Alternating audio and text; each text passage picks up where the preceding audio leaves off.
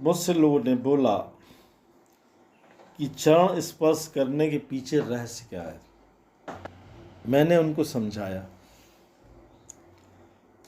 कि ये वेदांतों से चला आ रहा है। माँ बाप गुरु के चरण स्पर्श करने से ज्ञान की प्राप्ति होती है कि पैरों में यंत्र तंत्रिकाएँ रहती हैं जिसके स्पर्श करने से या हाथ के स्पर्श करने से आपकी शक्ति उसके ऊपर जाती है।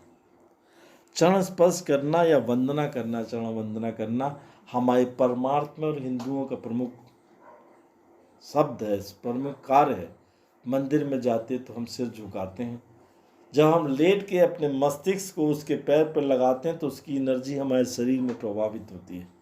ये चरण स्पर्श करने का साइंटिफिक तरीका है, गले मिलने से नहीं होता। वो हम परमात्मा की चरण स्पर्श उसकी मूर्ति के रूप में करते हैं और मूर्ति में परमात्मा की खोज करते हैं तो वो परमात्मा हमारे साथ होता है।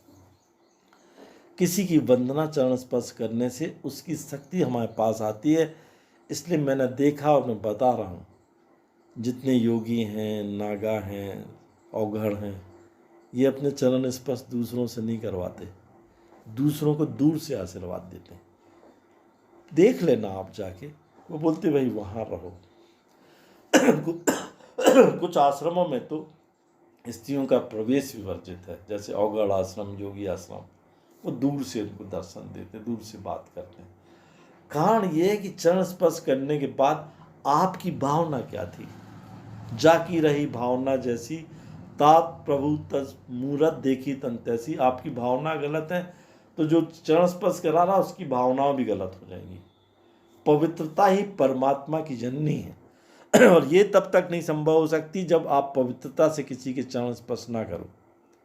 देवी देवताओं की वंदना, बहुत साल पहले की बात है, हमारे कुछ लोग शिरडी गए थे दर्शन करने के लिए। आपके साईं बाबा की मूर्ति कोई लोग छीने नहीं देते, अब पहले छीने देते थे।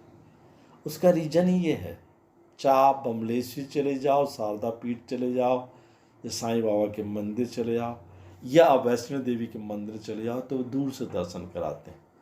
क्योंकि आपकी भावनाओं में यदि पवित्रता है तो वहाँ से बैठ के भी चरण स्पर्श कर सकते हो आप, उसके पास जाने की जरूरत नहीं।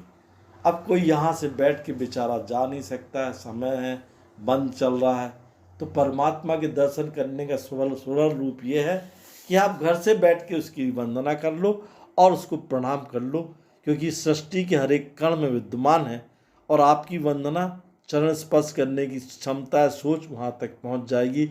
ऐसा धर्म गुरुओं का विश्वास है।